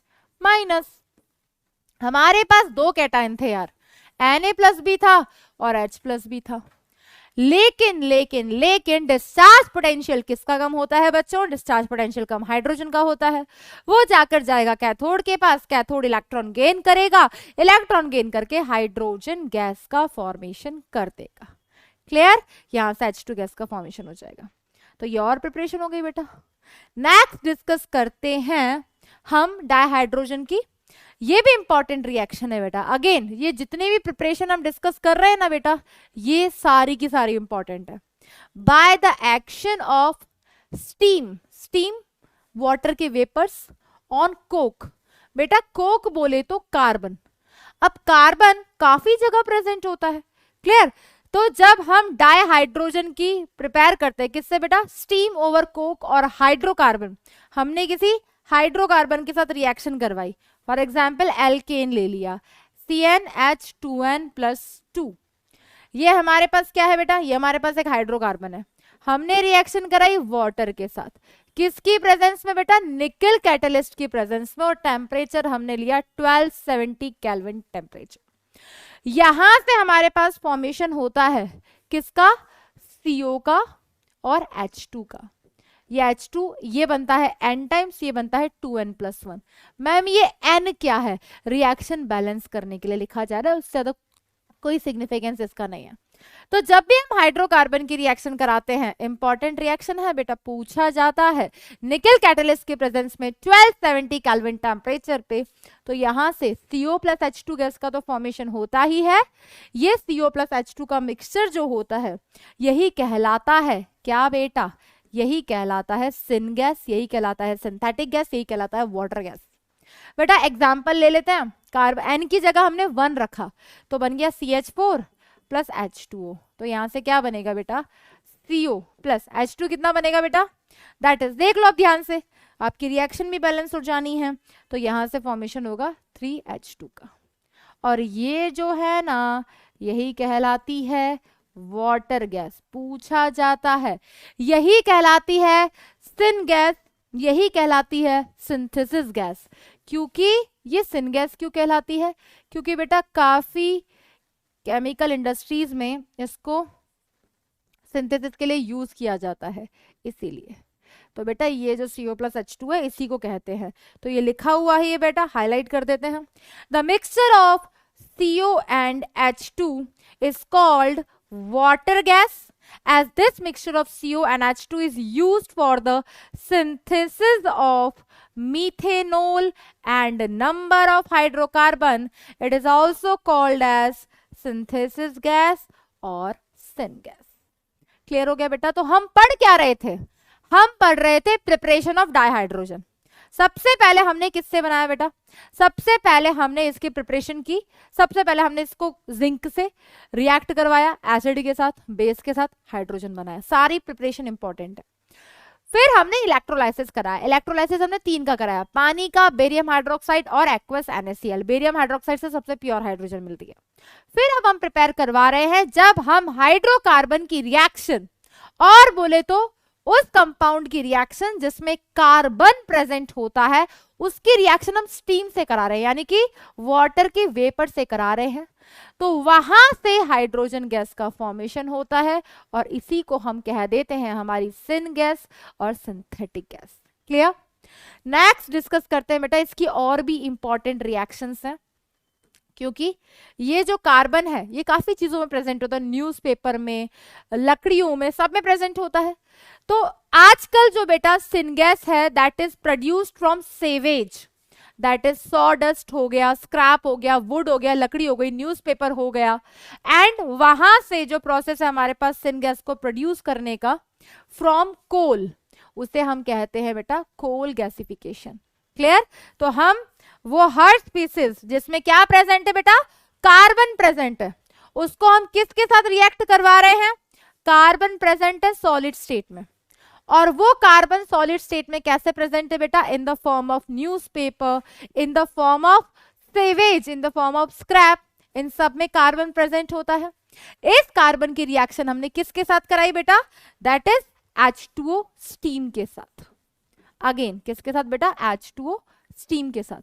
और ये कार्बन कौन सा है बेटा, अलग पहले ही मेंशन है, ये जो कि कोक में होता है, कोल में होता है, स्क्रैप वुड, न्यूज़पेपर, इन सब में जो भी होता है। यहां से सेम रिएक्शन जब हम कराते हैं निकल कैटलिस्ट की प्रेजेंस में at 1270 kelvin temperature, CO plus H2 gas का फॉर्मेशन होता है तो ये वही वाटर गैस, है तो ये वही सिन गैस, लेकिन ये प्रोसीजर हमारा क्या कहलाता है, कोल गैसिफिकेशन। क्या कहलाता है बेटा, कोल गैसिफिकेशन। क्लियर बेटा। और यहां से जो हमारे पास ये डाइहाइड्रोजन बना है, इसकी प्रोडक्शन को हम इंक्रीज कर सकते हैं। जो H2 बन रहा है ना भाई, पढ़ क्या रहे हैं, प्रिपरेशन ऑफ हाइड्रोजन, लेकिन देखो नेम बढ़ते चले जा रहे हैं। पहले क्या आ गया, पहले वाटर गैस का फॉर्मेशन हो गया, लेकिन CO प्लस H2 में है तो H2 ही। अगर हमें H2 की कॉन्सेंट्रेशन को बढ़ाना है तो हम एज अ कैटलिस्ट यहाँ पर आयरन क्रोमेट का यूज करते हैं, और वो रिएक्शन हमारे पास होती है जहां पर एज अ कैटलिस्ट यूज होता है। कैसे बेटा, यही कार्बन मोनोक्साइड जो है इसको हम वाटर के साथ रिएक्शन करा रहे हैं, और कैटलिस्ट हमने यूज किया है आयरन क्रोमेट FeCrO4। इसका नाम हमने कहाँ पढ़ा था बेटा, D and F block elements chapter में पढ़ा था। 673 केल्विन टेम्परेचर होता है, यहां से CO प्लस H2 का फॉर्मेशन होता है। तो ये जो आयरन क्रोमेट है ये किसका काम कर रहा है यहाँ पर, कैटलिस्ट का। ये कैसे, किसके साथ बेटा, हमें हाइड्रोजन की प्रोडक्शन को इंक्रीज करना है, उसके लिए हम इसे यूज करते हैं। यहां पर एज अ कैटलिस्ट का काम करता है। और ये रिएक्शन क्या कहलाती है, वाटर गैस शिफ्ट रिएक्शन, लिखा हुआ होगा मैंने यहां पर नीचे। क्लियर, यही रिएक्शन हमारे पास कहलाती है, yes this is called water gas shift reaction. Clear, ये पॉइंट्स इंपॉर्टेंट है बेटा जो मैंने हाईलाइट किए हैं, ये आपको लर्न भी करने हैं, कल तक की क्लास में आपको ये ऑन द टिप्स होने चाहिए क्योंकि यहां से क्वेश्चन आए हुए हैं। तो सबसे पहले बेटा क्या इन्वॉल्व हुआ था, सिंपल, हाइड्रोकार्बन को वाटर की स्टीम के साथ रिएक्ट करा है, CO+H2 मिला। उस CO+H2 को वाटर गैस कहते हैं, सिंथेसिस गैस कहते हैं, सिन गैस कहते हैं, क्योंकि वो गैस बहुत सारे कंपाउंड्स को, ऑर्गेनिक कंपाउंड्स को बनाने के लिए यूज होती है। नेक्स्ट बेटा, यही कार्बन, अगर हम सिर्फ कार्बन ले और कार्बन हमें न्यूज़पेपर, स्क्रैप, वुड पल्प इन सब से मिलता है, उसको स्टीम के साथ रिएक्ट कराते हैं तो वहां से भी CO+H2 जो मिलता है, इस रिएक्शन को कोल गैसिफिकेशन भी बोलते हैं, क्योंकि हमने कोल जो हमारे पास था वहां से हमने गैस ऑब्टेन कर ली, हाइड्रोजन गैस। और इस हाइड्रोजन की प्रोडक्शन को इंक्रीज करने के लिए हम इस CO की रिएक्शन अगेन स्टीम के साथ कराते हैं। ध्यान से देखना, यहां पर CO है, यहां पे कार्बन है, और एज अ कैटलिस्ट हम यूज करते हैं आयरन क्रोमेट का इन the presence of 673 kelvin temperature. तो CO+H2 का फॉर्मेशन होता है और इस रिएक्शन को हम कहते हैं water gas shift reaction. 4 reaction दे देगा, पूछ लेगा आपसे कि इनमें से वाटर गैस शिफ्ट रिएक्शन कौन सी है, तो इस तरीके से आपको वहां पर बताना है। नेक्स्ट बेटा अगर हम बात करें, चलो अब थोड़े बहुत क्वेश्चन प्रैक्टिस कर ले। मैंने कहा था 100% फोकस के साथ क्लास में बैठो, क्योंकि क्लास में जितने फोकस के साथ बैठोगे उतना जल्दी आंसर कर पाओगे। चलो बेटा करो आंसर।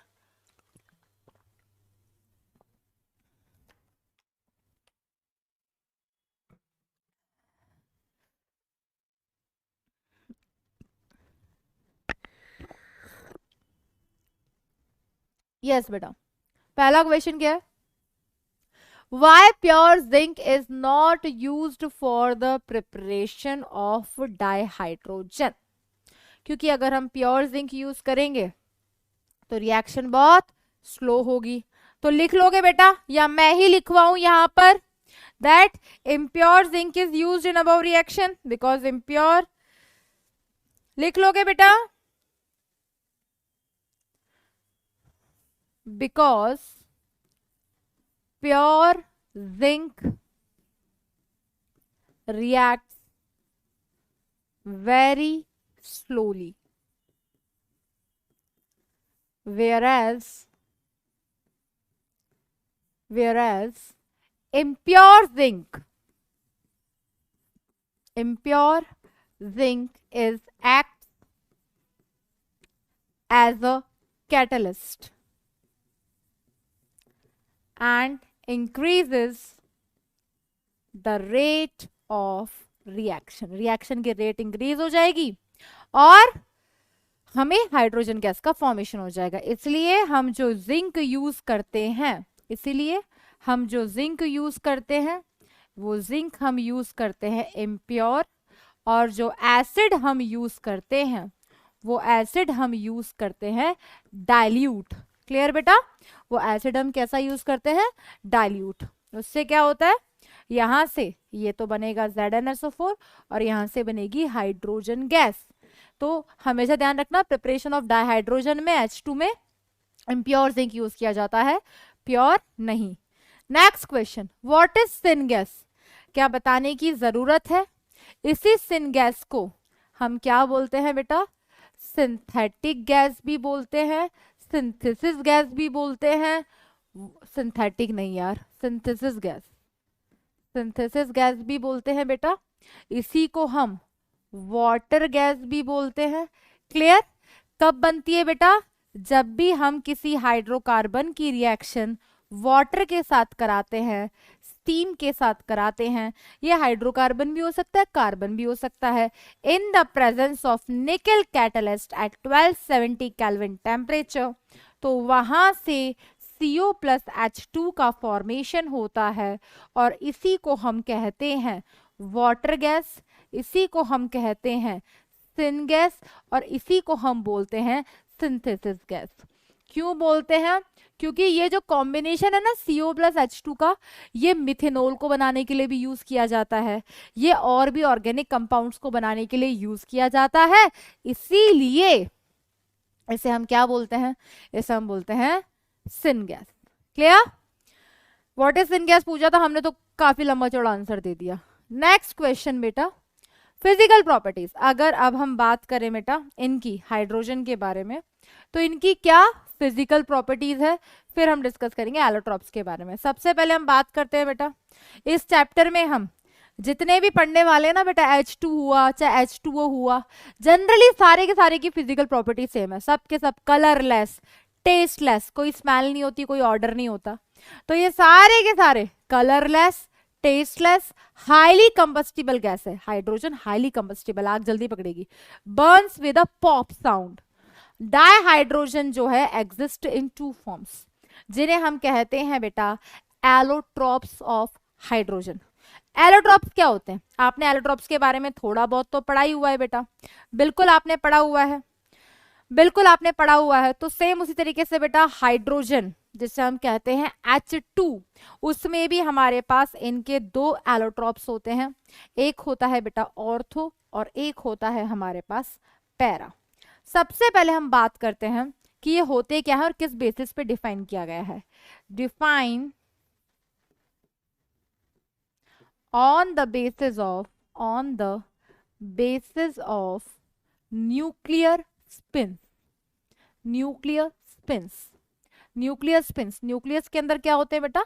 न्यूट्रॉन होते हैं और प्रोटॉन होता है। क्लियर? ये हमारे पास हाइड्रोजन एटम है। कैसे बनता है बेटा? जैसे भी बनता है उसमें अगर मान लो ये जो हमारे पास दोनों एटम है, दोनों एटम का हमारे पास जो न्यूक्लियस है, इसके अंदर जो इलेक्ट्रॉन्स प्रेजेंट हैं, इसके अंदर जो प्रोटॉन्स प्रेजेंट हैं, अगर उन दोनों न्यूक्लियर स्पिन्स का डायरेक्शन सेम डायरेक्शन में होता है। कैसे बेटा? दोनों का न्यूक्लियर स्पिन सेम डायरेक्शन में होता है तो उसे हम कहते हैं ऑर्थो हाइड्रोजन। और यही न्यूक्लियर स्पिन उन्हीं हाइड्रोजन के अगर कैसे होते हैं बेटा? अपोजिट डायरेक्शन में होते हैं। न्यूक्लियर स्पिन अगर यही न्यूक्लियर स्पिन ये इस डायरेक्शन में है तो ये इस डायरेक्शन में है, तो जब हमारे पास न्यूक्लियर स्पिन अपोजिट डायरेक्शन में होते हैं तो उन्हें हम कहते हैं पैरा हाइड्रोजन। तो ये जो हमारे पास एलोट्रॉप्स हैं हाइड्रोजन के, जिन्हें हम कहते हैं ortho form and para form, 2 form में ये एग्जिस्ट करते हैं। They are defined on the basis of their nuclear spins जो उनमें प्रेजेंट होते हैं। अगर न्यूक्लियर स्पिन सेम डायरेक्शन में है तो ऑर्थो डायरेक्शन बोलते हैं, ऑर्थो फॉर्म बोलते हैं उसे ऑर्थो हाइड्रोजन, और अगर वो दोनों न्यूक्लियर स्पिन अपोजिट डायरेक्शन में हो तो उसे हम पैरा हाइड्रोजन कहते हैं। These are that ortho and para form. Clear? तो यहाँ पे हम लिख भी देते हैं ताकि आपको क्लियर रहे that ortho hydrogen nuclear spins are in same direction।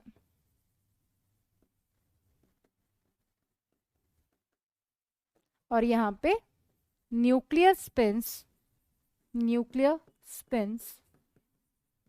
are in opposite direction. तो न्यूक्लियर स्पिन यहां पर अपोजिट डायरेक्शन में होते हैं। क्लियर? तो इन्हें हम ऑर्थो और पैरा हाइड्रोजन बोलते हैं। अब इनके कुछ की पॉइंट्स है बेटा, उन्हें हम डिस्कस करते हैं। सिंपल इनकी प्रॉपर्टीज के रूम टेम्परेचर पे 75% एग्जिस्ट करता है, 3:1 रेशियो में ये एग्जिस्ट करते हैं। टेम्परेचर इंक्रीज करने पर इनकी जो प्रॉपर्टी वेरी करती हैं। क्लियर? वो सारा डेटा हम पढ़ लेते हैं।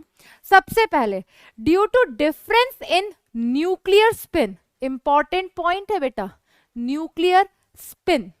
अब यहां से करेक्ट इनकरेक्ट का स्टेटमेंट आ जाता है। न्यूक्लियस में न्यूट्रॉन प्रोटॉन प्रेजेंट होते हैं। क्लियर? तो अगर कोई बोले क्या इलेक्ट्रॉन के बेसिस पे डिफाइन किया गया है, नहीं, क्योंकि न्यूक्लियस में सिर्फ न्यूट्रॉन प्रोटॉन होते हैं। तो कभी अगर पढ़ लेता है, बोल देता है न्यूट्रॉन के बारे में, प्रोटॉन के बारे में कि उसकी डायरेक्शन के बेसिस पर ये डिफाइन किया गया है तो सही है, लेकिन अगर इलेक्ट्रॉन यूज हो जाए तो गलत है। Ortho and para hydrogen have different physical properties, इस वजह से उनके फिजिकल प्रॉपर्टीज जो होती है बेटा क्या होती हैं? डिफरेंट होती हैं। सबसे पहले अगर हम बात करें किसी भी नॉर्मल हाइड्रोजन की, अगर हम बात करें किसी भी नॉर्मल हाइड्रोजन की, तो उस नॉर्मल हाइड्रोजन में 75% ऑर्थो होती है और बची हुई पैरा होती है। तो इनका रेशियो रूम टेम्परेचर पे 3:1 होता है। किसका? ऑर्थो एंड पैरा हाइड्रोजन का। ये ध्यान रखना। क्लियर? तो उन दोनों का डायरेक्शन भी अलग अलग होता है, अप स्पिन डाउन स्पिन। तो टोटल न्यूक्लियर स्पिन जो होते हैं हमारे पास वो 0 होते हैं। क्लियर? एट एब्सोल्यूट 0 टेम्परेचर, यानी कि 0 केल्विन टेम्परेचर पे और in degree Celsius -273 degree Celsius जो सैंपल होता है हाइड्रोजन का, उसमें सिर्फ और सिर्फ पैरा हाइड्रोजन एग्जिस्ट करती है, उसमें और तो हाइड्रोजन नहीं होती है। जैसे जैसे हम टेम्परेचर इंक्रीज करते हैं ऑर्थो की परसेंटेज इंक्रीज होने लग जाती है। तो हम लिख सकते हैं दैट टेम्परेचर इंक्रीज करने पर ऑर्थो इंक्रीज होगी, पैरा डिक्रीज तो मत बोलो, लेकिन कंपैरेटिवली तो कम होगी अगर ऑर्थो की परसेंटेज इंक्रीज हो रही है। ये हमारे पास दो तरह के हैं, इन्हें हम न्यूक्लियर आइसोमर्स भी बोलते हैं। ठीक है, तो मैं यहीं पे लिख देती हूं, these are also known as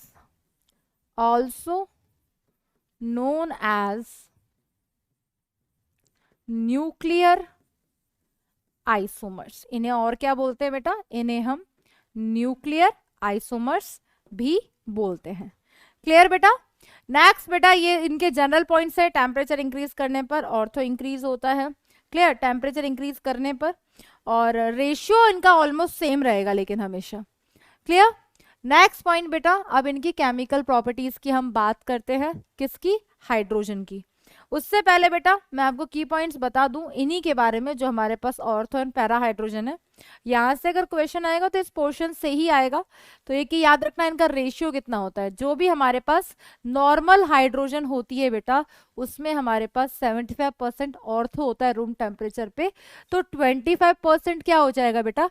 para हो जाएगा। तो ये एग्जिस्ट करता है बेटा 3:1 के रेशियो में रूम टेम्परेचर पे। क्लियर? नेक्स्ट इनके बारे में अगर मैं बताऊं बेटा, प्रॉपर्टीज की अगर हम बात करते हैं तो इनकी most of the physical properties similar हैं, बट जो थर्मल प्रॉपर्टीज हैं, थर्मल प्रॉपर्टीज हो गया लाइक इनका और भी जैसे मेल्टिंग पॉइंट वगैरह हो गया, वहां ये वेरी करते हैं। क्लियर? तो ये आप नोट डाउन कर लेना बेटा इस वाली प्रॉपर्टी को कि thermal conductivity comparatively para hydrogen की ज्यादा होती है और मेल्टिंग पॉइंट जो होता है वो 0.15 केल्विन कम होता है ऑर्थो हाइड्रोजन से। चलो मैं ही लिखवा देती हूं, that most of the physical properties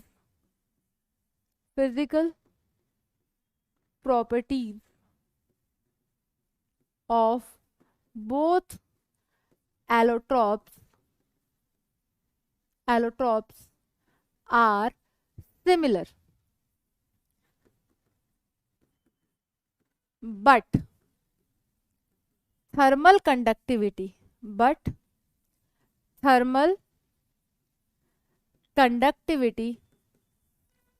of para hydrogen is 50% more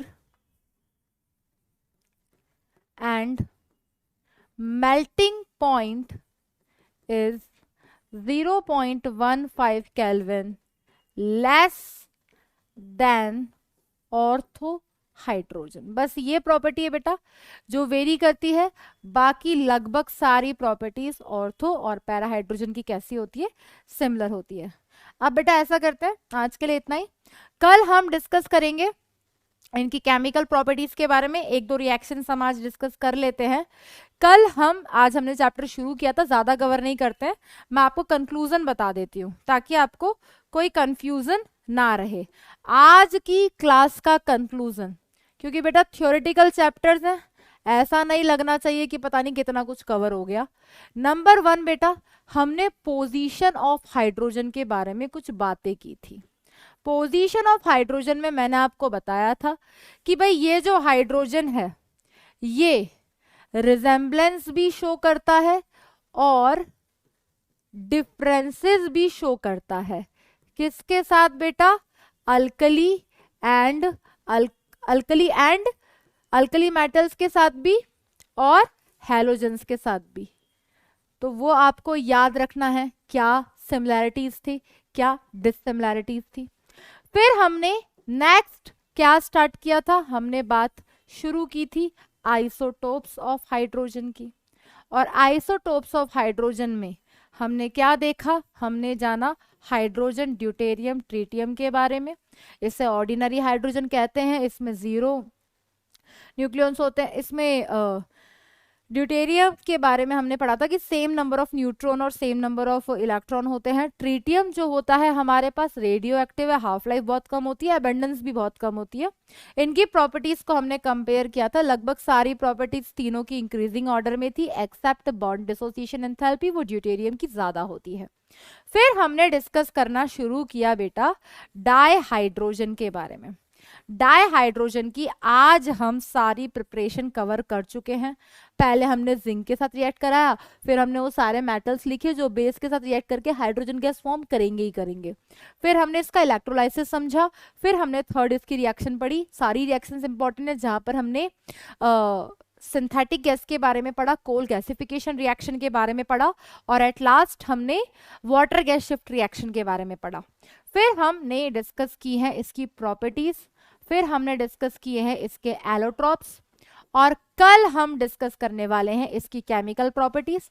फिर हम पढ़ेंगे बेटा हाइड्रोजन के साथ जो कंपाउंड्स बनते हैं जिन्हें हम हाइड्राइड्स बोलते हैं।